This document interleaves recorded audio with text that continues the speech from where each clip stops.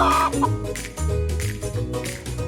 right guys, today's a big day. Our first plants are going in the ground. We have 7 blueberry bushes.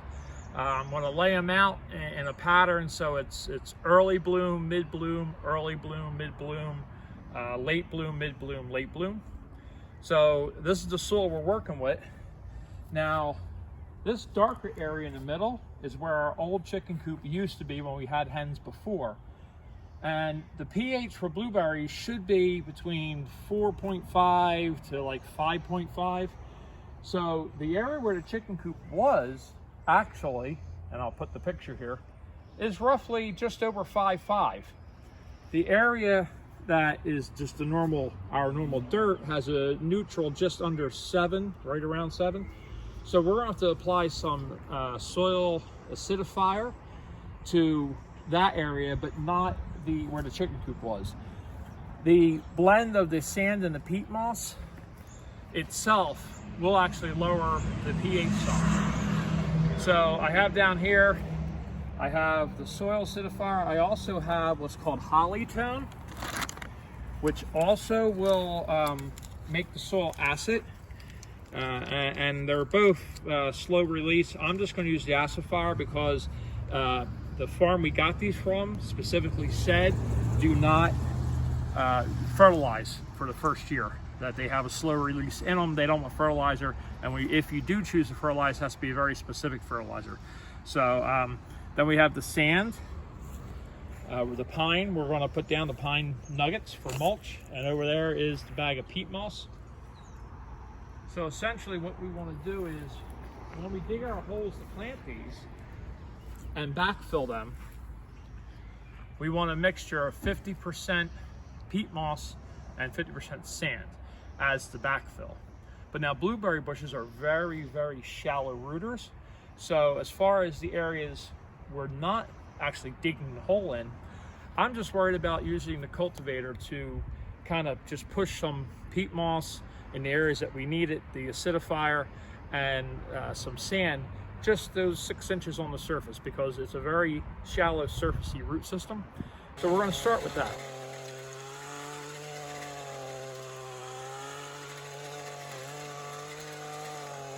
All right, so we're going to apply the acidifier just to these areas outside of where the coop was. I did initial cultivation with my little Ryobi attachment. Now again, this is all just for as the roots grow along the surface over time. We'll be making a whole different mixture for the actual backfilling process.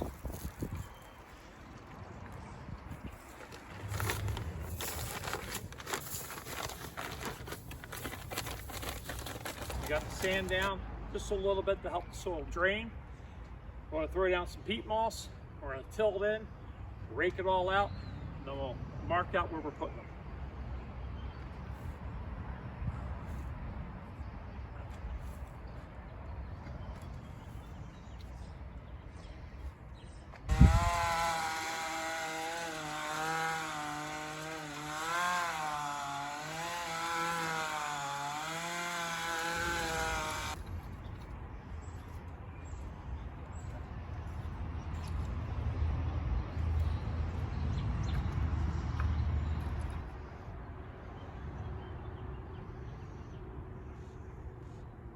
So we're all tilled, I've raked it flat. Now we're going to mark where we want our bushes. They recommend 24 inches on center. I am 16 inches off of the fence. However, that's where the edge of the pot's going to go. So the first one coming in, I'm only going to come in 12 inches from the asphalt here. And because my wife likes to be fully organic, I'm not using my marker paint like I was going to. I'm just going to stick sticks in the ground.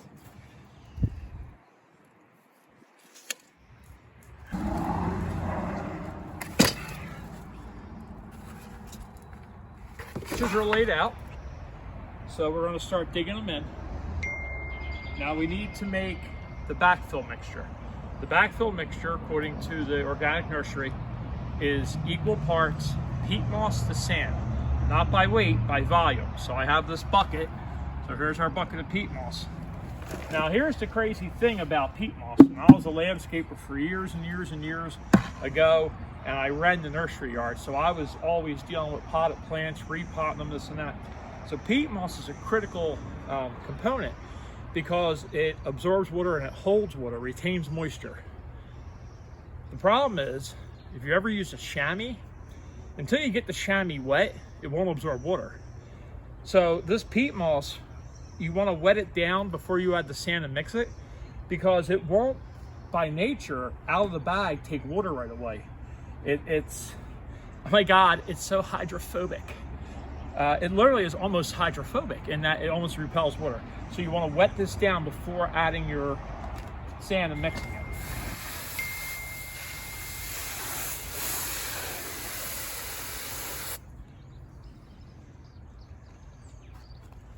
Now as I move it, see how that water is just staying on top? It's not soaking in. So I'll wet it and the water puddles up, but the top rushes right away. It doesn't absorb water at first. Once it's gotten wet, it'll absorb water just fine. So that's why it's important to kind of wet it down first and sort of mix it in. You see it's all still dry even after all that water.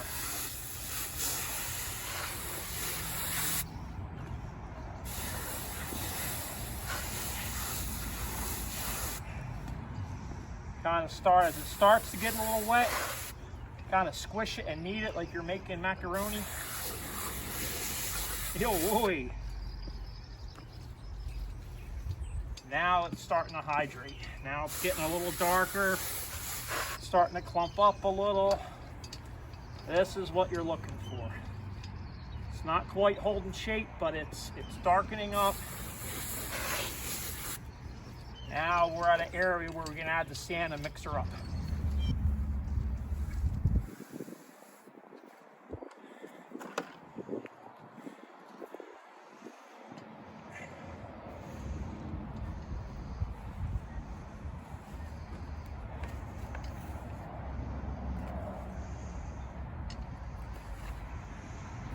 So there it is, our 50-50 mix. Nice and moist, consistently blended. I made sure to take my time and get all of it incorporated. So this backfill is kind of a conundrum. The sand is because blueberries love sandy, fast-draining soil. The peat moss is to retain moisture because they're a shallow surface root. They need to hold the moisture. So it's kind of an oxymoron, like jumbo shrimp. You have easily quick-draining sand that holds moisture. It makes no sense, but this is what it likes. All right, so I moved my string line, I moved the plants, I made sure I made marks, I pushed it down and gave them a little twist. When you get these holes dug, when you're digging holes to plant anything, you want the hole roughly twice the size of the pot. So you see the edge of the pot's here, I'm gonna come out to here, all the way around. And that's gonna be the size of my hole. Now most of this native soil, I'm going to throw over into this low spot because we're using the blend that we created as backfill. I will reserve some to put over the top, but most of this is going to go over here into this low spot I have.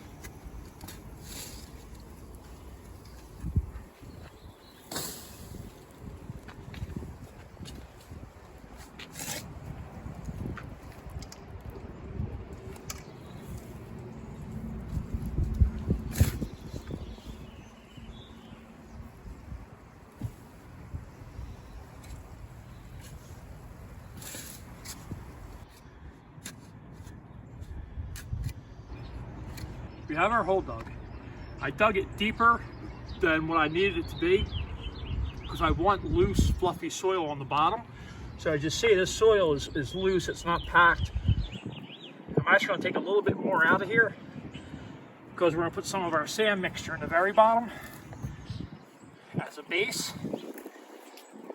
Move that around, blend it in a little bit. Now your pot, if you just lay it over and give it a gentle roll, it'll push it away from the side and you should be able to lift it right on out of there. Now if you look at this, this is lower than the surface. You don't want that. So we're going to lift them up, just push some soil underneath, level it out, rest them back down. You might still be a hair low.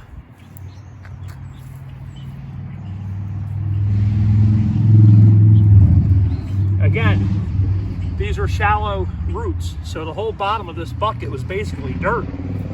So that looks about the height where we want it to be.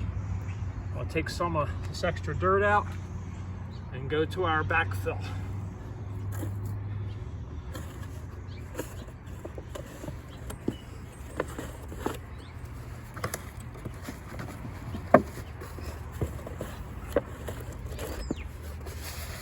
Now you have to make a couple different batches of this backfill depending on how many plants you have. We'll see as we get along here what we need and how it goes.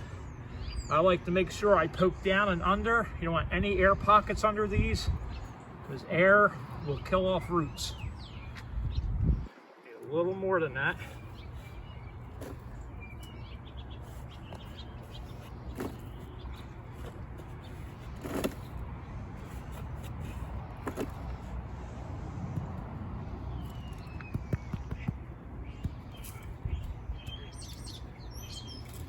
Take some of the native soil and put over that.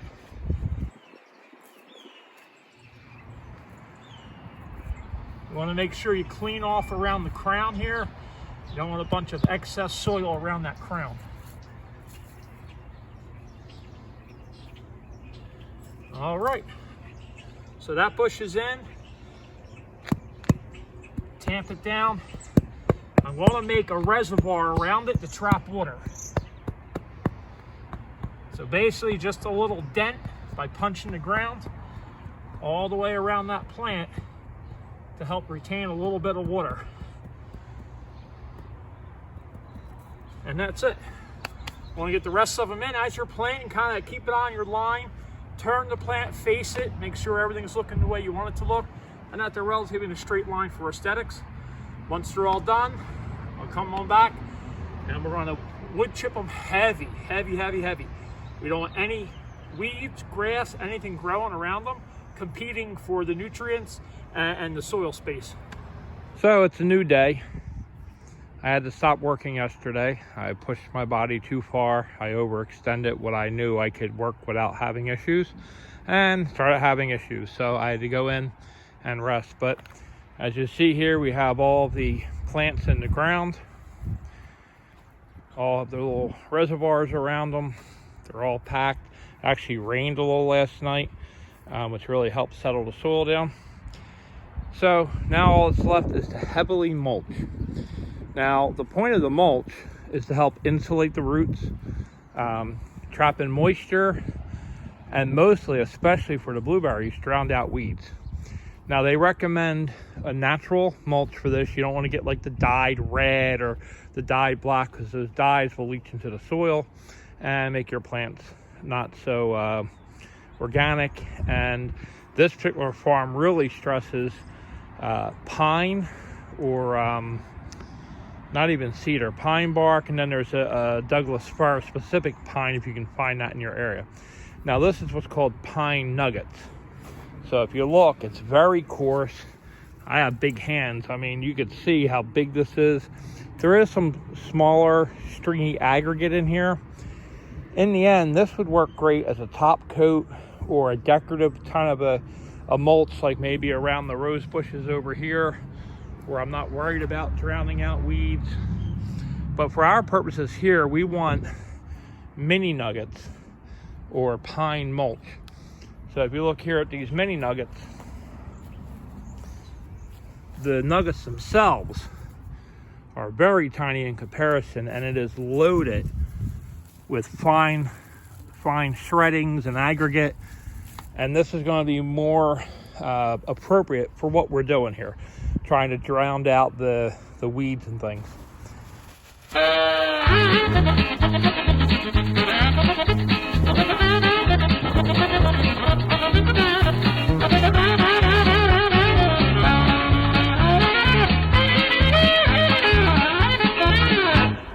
So I got this all raked in, and I'm taking some of this coarser bark I'm just sprinkling it around for the aesthetic.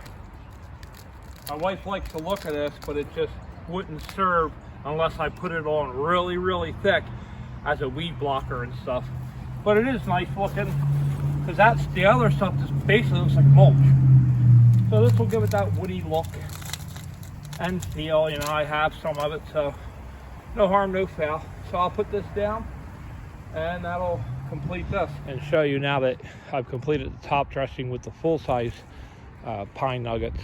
It does create a great aesthetic, and in fact it'll work like armor against heavy rains. That'll take the brunt of it and not allow all the finer aggregate and fibers wash away so easily. But this is a critical part for blueberry bushes. They don't want any weeds, and you don't want to use any type of weed killer, because that's now going to contaminate your fruit. And you know, we eat enough Roundup every time we have bread or anything with wheat in it, so you really don't want to contaminate your homegrown vegetables with that stuff. So that's it. That's planting blueberries like a pro. Hope you enjoyed this video, so please give us a like. It helps every little bit to kind of get the word out there. We'll be doing more of this type of content, and I'm sure we'll be getting into some more travel vlogging and things like that as we go. Right now, this is our focus. I can't really travel in my condition, so this is what we're doing. You guys have a great day. See you next time.